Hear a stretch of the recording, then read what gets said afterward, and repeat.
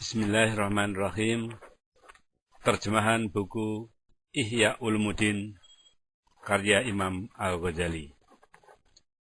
Buku jilid keempat, cetakan tahun 1989. Mulai dari halaman 12. Kitab Uraian Keajaiban Hati. Lanjutan dari sebelumnya.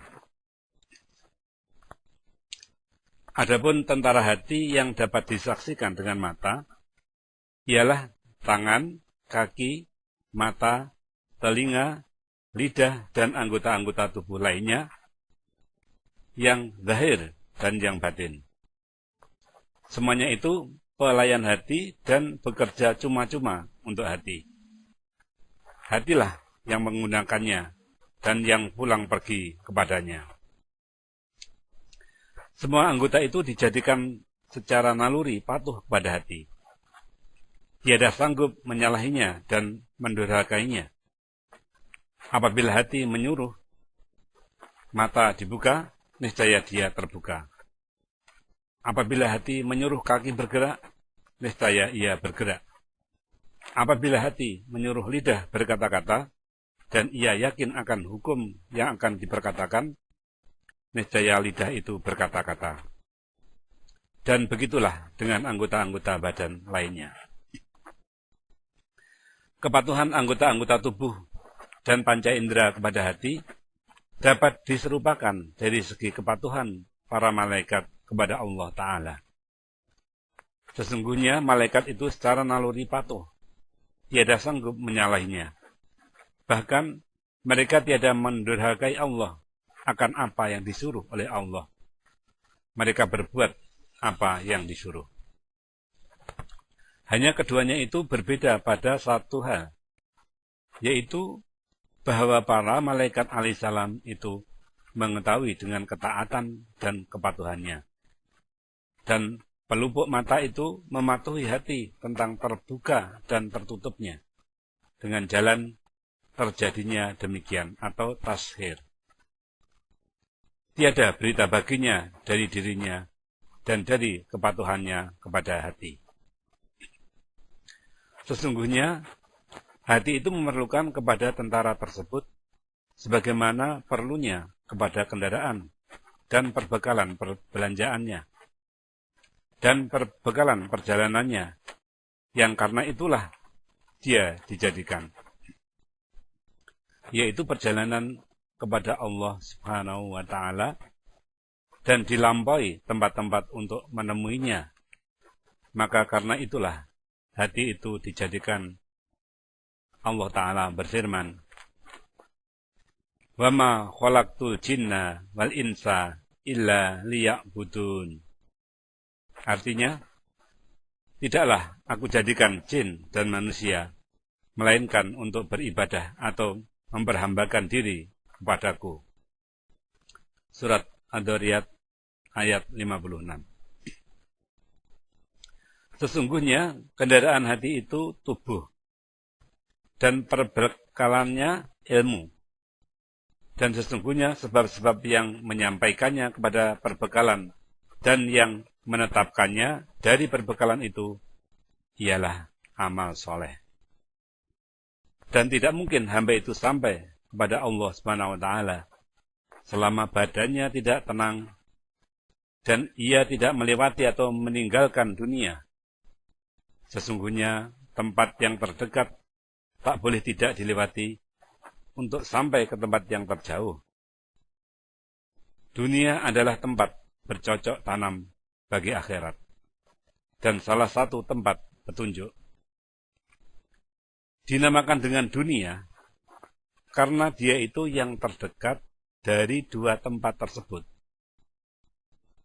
Catatan, dunia artinya yang asli ialah terdekat. Maka perlulah menyiapkan perbekalan dari dunia atau alam ini. Maka badan itu kendaraannya dan menyampaikan kepada alam ini.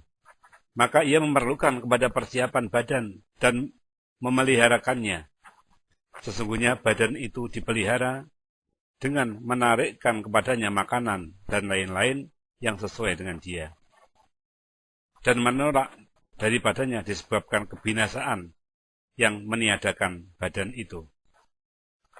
Maka ia memerlukan kepada 2 tentara untuk menarik makanan itu, yaitu tentara batin, ialah nafsu syahwat, dan tentara lahir, ialah tangan dan anggota-anggota badan yang lain,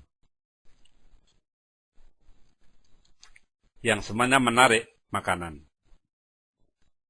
Maka dijadikan di dalam hati apa yang dihayatinya dari keinginan-keinginannya, dan dijadikan anggota-anggota badan yang menjadi alat keinginan-keinginan itu. Maka diperlukan 2 tentara untuk menolak bahaya yang membinasakan tentara batin, yaitu marah, yang menolak segala yang membinasakan dan menuntut balas dari musuh. Dan tentara lahir, yaitu tangan dan kaki, di mana dengan tangan dan kaki itu dapat bekerja menurut kehendak marah. Semua itu dengan hal-hal yang di luar badan, maka anggota-anggota dari badan itu adalah seperti alat senjata dan lainnya. Kemudian, orang yang memerlukan kepada makanan, selama ia tidak mengenal makanan itu, niscaya tidak bermanfaat kepadanya keinginan dan kesukaan kepada makanan itu. Maka ia memerlukan kepada 2 tentara untuk mengenalnya. Tentara batin, yaitu panca indera pendengaran, penglihatan, penciuman, penyentuhan, dan perasaan lidah. Dan tentara lahir, yaitu mata, telinga, hidung, dan lain-lain. Penguraian segi keperluan dan segi hemah padanya itu panjang, dan tidak sampai kepada banyak jilid, dan telah kami isyaratkan kepada bagian yang sedikit daripadanya pada kitab syukur. Maka hendaklah dicukupkan dengan itu. Maka jumlah tentara hati itu dihinggakan oleh 3 jenis. Jenis pembangkit dan pendorong. Ada kalanya kepada penarikan yang bermanfaat, yang sesuai, seperti nafsu syahwat. Dan ada kalanya kepada penolakan yang mendatangkan madharat, yang tidak bermanfaat, seperti marah. Kadang-kadang dikatakan tentang penggerak itu kemauan. Jenis kedua, yaitu penggerak anggota badan untuk menghasilkan maksud-maksud itu. Dan dikatakan tentang yang kedua ini kekuasaan, yaitu tentara yang berkembang pada anggota-anggota badan yang lain, lebih-lebih sendi-sendi dan anggota-anggota badan yang tumbuh pada sendi-sendi badan. Jenis ketiga, yaitu yang mengetahui dan yang ingin mengenal semua perkara, seperti mata-mata, yaitu kekuatan penglihatan, pendengaran, penciuman, perasaan dengan lidah, dan penyentuhan. Dan itu berkembang pada anggota-anggota badan tertentu. Dan disebutkan tentang ini ilmu dan perasaan. Dan bersama masing-masing tentara batin ini ada tentara zahir, yaitu anggota-anggota badan yang tersusun dari lemak, daging, urat, darah, dan tulang yang menyediakan perkakas untuk tentara itu. Maka sesungguhnya kekuatan menggenggam ialah dengan anak-anak jari, kekuatan melihat dengan mata, dan begitulah kekuatan-kekuatan lainnya. Kami tidak memperkatakan tentang tentara zahir, yakni anggota-anggota badan, karena dia termasuk alamul mulki wasyahadah. Dan yang kami perkatakan sekarang ialah apa yang diperbuatkan dengan tentara-tentara yang tiada engkau melihatnya. Jenis yang ketiga ini ialah yang mengetahui keseluruhan ini yang terbagi kepada yang menempati atau tempat-tempat dhahiriyah, yaitu panca indera yang 5, yakni pendengaran, penglihatan, penciuman, perasaan lidah, dan penyentuhan. Dan kepada yang menempati tempat-tempat batiniah, yaitu rongga-rongga otak. Dan itu juga 5. Maka sesungguhnya manusia, sesuai melihat sesuatu itu, memejamkan kedua matanya. Maka sesungguhnya manusia, sesudah melihat sesuatu itu, memejamkan kedua matanya. Maka ia memperoleh bentuknya dalam dirinya, yaitu khayal. Kemudian bentuk itu kekal padanya, disebabkan sesuatu yang menjaganya, yaitu tentara penjaga. Kemudian ia bertafakur dan yang dijagakannya, lalu disusunnya sebagian yang demikian kepada yang sebagian. Kemudian ia mengingati apa yang telah dilupakannya, dan ia kembali kepadanya. Kemudian dikumpulkannya sejumlah pengertian dari yang dirasakan dalam khayalannya, dengan perasaan yang bersekutu di antara yang dirasakan dengan panca indera itu. Dalam batin, ada perasaan yang bersekutu, khayalan, pemikiran, ingatan, dan hafalan. Jikalau tidak dijadikan oleh Allah kekuatan hafalan, pikiran, ingatan, dan khayalan, niscaya adalah otak itu kosong daripadanya, sebagaimana kosongnya tangan dan kaki daripadanya. Maka kekuatan itu juga tentara batiniah, dan tempatnya juga batiniah. Inilah segala macam tentara hati. Ureannya sehingga dapat diketahui oleh paham orang-orang yang lemah dengan memberikan contoh-contoh itu akan panjang. Dan maksud kitab yang seperti ini adalah untuk dimanfaatkan oleh orang-orang. Kitab yang seperti ini adalah untuk dimanfaatkan oleh orang-orang yang kuat pemahamannya dan oleh ulama-ulama yang terkemuka. Akan tetapi kami berusaha sungguh-sungguh untuk memberi pengertian kepada orang-orang yang lemah dengan mengemukakan contoh-contoh, supaya yang demikian itu mendekatkan kepada pemahaman mereka. Penjelasan. Contoh-contoh hati serta tentara batiniah. Ketahuilah bahwa dua tentara marah dan tentara nafsu syahwat, kadang-kadang keduanya tunduk kepada hati dengan sempurna. Lalu yang demikian itu dapat menolong hati kepada jalan yang akan ditempuhnya. Dan baguslah pengawanan keduanya dalam perjalanan yang dilaksanakan oleh hati. Kadang-kadang keduanya, yaitu tentara marah dan nafsu syahwat, itu mendurhakai hati dengan memberontak dan menantang. Sehingga keduanya itu memiliki hati dan memperbudakkannya. Pada yang demikian, kebinasaan dan keputusannya dan terputusnya hati dari perjalanannya yang menyampaikannya kepada kebahagiaan abadi. Dan hati mempunyai tentara lain, yaitu ilmu, hikmah, kebijaksanaan, dan pemikiran, sebagaimana akan datang uraiannya. Dan menjadi hak hati untuk meminta pertolongan pada tentara ini. Sesungguhnya tentara ini adalah tentara Allah Ta'ala atau Hizbullah terhadap dua tentara yang tersebut di atas. Sesungguhnya dua tentara tadi kadang-kadang berhubungan dengan tentara-tentara setan. Kalau hati itu tidak meminta pertolongan dan tentara marah dan nafsu syahwat menguasai atas dirinya, niscaya hati itu pasti binasa dan memperoleh kerugian yang nyata.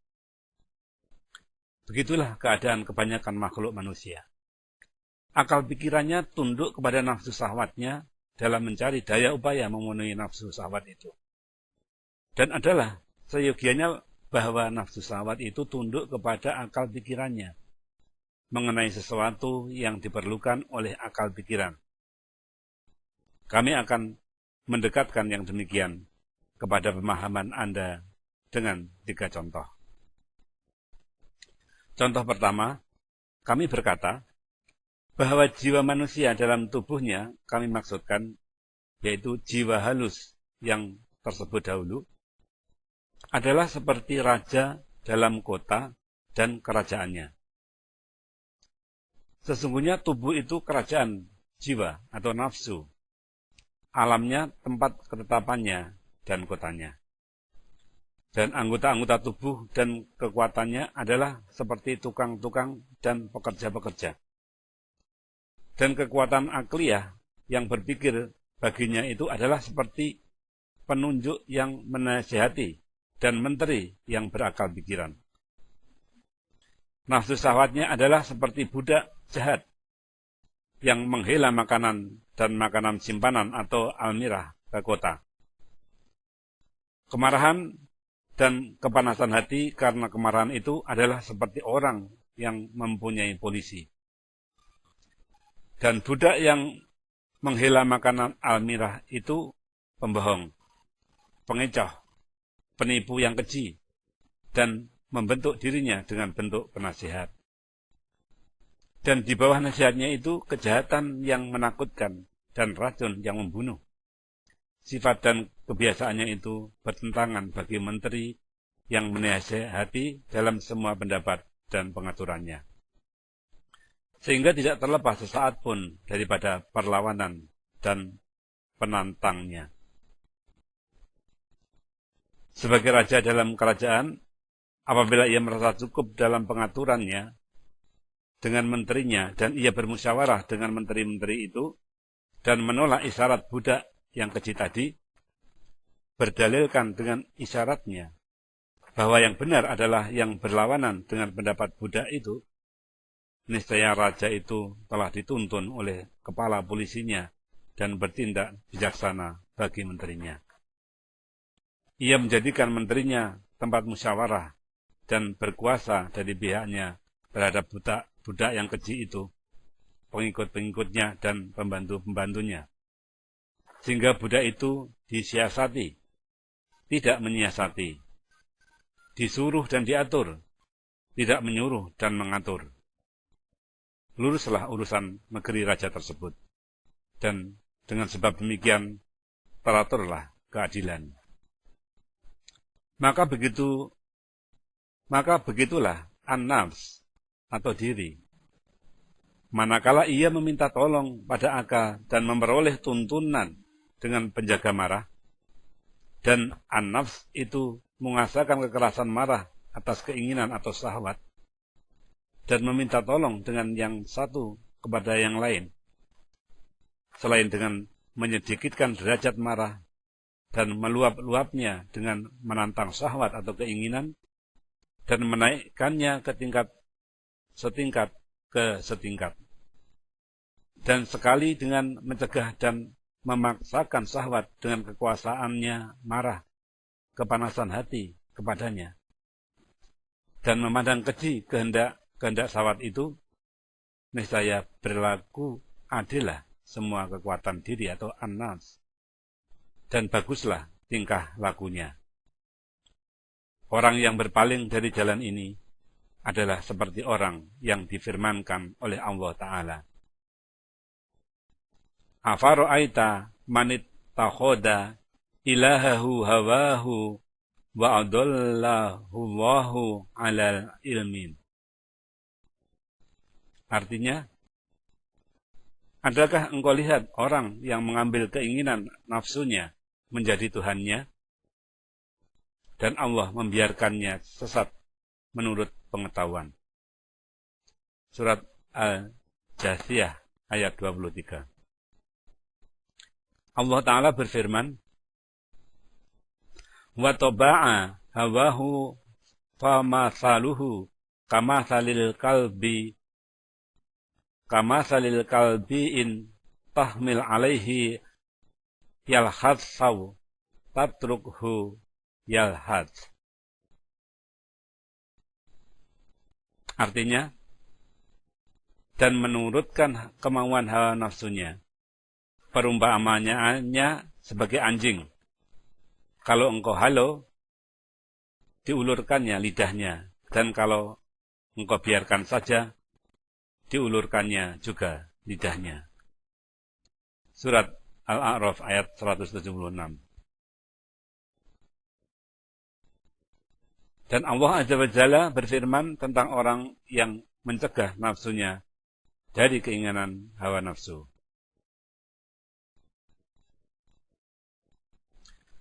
Wa amma man khafa maqama rabbih wa nahan nafsa 'anil hawa fa innal jannata hiyal ma'wa. Artinya, dan adapun orang yang takut di hadapan kebesaran Tuhannya dan menahan nafsunya, dirinya, dari keinginan yang rendah atau hawa nafsu, sesungguhnya surga tempat kediamannya. Surat An-Naziat ayat 40-41. Dan akan datang cara perjuangan tentara-tentara tersebut dan cara sebagian daripadanya menguasai akan sebagian yang lain pada kitab latihan diri, insyaallah ta'ala. Contoh kedua, ketahuilah bahwa tubuh itu seperti kota, dan akal, yakni yang mengetahui dari manusia, adalah seperti raja yang mengatur kota itu. Kekuatan manusia yang mengetahui, yang terdiri dari panca indera zahiriyah dan batiniyah, adalah seperti tentaranya dan pembantu-pembantunya. Anggota badannya adalah seperti rakyatnya. Nafsu yang menyuruh kepada kejahatan atau nafsu amarah ialah nafsu syahwat. Dan amarah adalah seperti musuh yang menantangnya dalam kerajaannya dan yang berusaha membinasakan rakyatnya. Maka jadilah badannya seperti pasukan dan benteng, dan nafsunya seperti orang yang menetap dalam benteng yang menjaga pasukan. Kalau ia berjuang menghadapi musuhnya, dapat menghancurkan dan memaksakan musuh itu menurut keinginannya, niscaya akibatnya terpuji apabila ia kembali ke hadirat Tuhan, sebagaimana difirmankan oleh Allah Ta'ala. Bal mujahiduna fi sabilillahi bi amwalihim wa anfusihim fadallallahu mujahidina bi amwalihim wa anfusihim alal qaidina darajah. Artinya, dan orang-orang yang berjuang di jalan Allah dengan harta dan dirinya, Allah melebihkan tingkatan orang-orang yang berjuang dengan harta dan dirinya dari orang-orang yang tinggal duduk. Surat An-Nisa ayat 95. Kalau ia menghilangkan bentengnya dan menyia-nyiakan rakyatnya, niscaya tercelalah akibatnya. Maka ia dituntut balas dari perbuatan tersebut di sisi Allah Ta'ala. Dikatakan pada hari kiamat, hai pemimpin jahat, engkau makan daging dan minum susu. Engkau tidak mengembalikan benda yang hilang dan tidak menampalkan yang pecah. Pada hari ini, engkau dituntut balas. Catatan apa yang tertera itu dan disebutkan terdapat pada hadis. Sebagaimana tersebut pada hadis, kepada jihad atau perjuangan inilah yang ditujukan oleh sabda Nabi SAW. Kita kembali dari jihad atau perjuangan kecil kepada perjuangan besar. Dirawikan Al-Baihaqi dari Jabir. Contoh ketiga, akal itu seperti pengendara kuda yang pergi berburu. nafsu syahwatnya adalah seperti kudanya, dan marahnya adalah seperti anjingnya. Manakala pengendara kuda itu cerdik, kudanya terlatih, dan anjingnya terdidik, diberi ajaran, niscaya layaklah ia memperoleh kemenangan. Dan manakala ia sendiri tidak pandai bekerja, kudanya liar, melawan, dan anjingnya buas, lalu kudanya tidak bangun mematuhi perintahnya, dan anjingnya tidak dilepaskan dengan mematuhi petunjuknya, maka layaklah ia mendapat kebinasaan, lebih-lebih lagi daripada ia mencapai apa yang dicarinya. Tidak pandainya bekerja pengendara kuda itu adalah seperti bodohnya manusia, kurang kebijaksanaannya dan tumpul pandangannya, dan melawannya kuda itu adalah seperti kerasnya nafsu syahwat, lebih-lebih syahwat perut dan kemaluan. Dan buasnya anjing itu adalah seperti kerasnya dan berkuasanya kemarahan. Kita memohon pada Allah akan taufik yang baik dengan kasih sayangnya. Penjelasan kekhususan hati insan. Ketahuilah bahwa sejumlah apa yang telah kami sebutkan itu telah dianugerahkan oleh Allah Ta'ala kepada semua hewan, selain dari anak Adam. Karena hewan pun mempunyai nafsu syahwat, kemarahan, panca indera yang zahir dan yang batin. Sehingga seekor kambing yang melihat serigala dengan matanya, maka ia tahu dengan hatinya akan permusuhannya dengan serigala itu. Lalu larilah ia daripadanya. Maka yang demikian itu adalah pengetahuan batin atau al-idrakul batin. Maka marilah kami sebutkan yang khusus dari hati manusia dengan itu.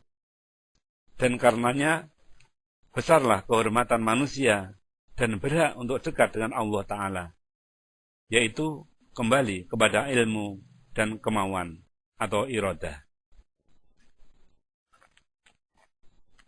Ilmu ialah dunia dan akhirat serta segala hakikat yang berhubungan dengan akal atau hakaik akliyah. Ini semuanya adalah urusan di luar yang dirasakan dengan panca indera. Dan hewan tidak bersekutu dengan manusia padanya. Bahkan segala pengetahuan yang meliputi keseluruhan yang dzaruri adalah hal-hal yang khusus bagi akal. Karena manusia menetapkan bahwa tidak tergambar pada pikirannya orang seorang berada pada dua tempat pada satu keadaan. Dan ketetapan ini berlaku kepada semua orang. Sebagai dimaklumi bahwa tidak dapat diketahui dengan panca indera selain oleh sebagian orang, maka menetapkannya kepada semua orang adalah melebihi dari apa yang dapat diketahui oleh panca indera. Apabila ini telah difahami pada ilmu dzahir dzaruri, maka lebih terang lagi pada ilmu nadhari. Catatan, ilmu dzaruri yaitu yang mudah diketahui tanpa dalil.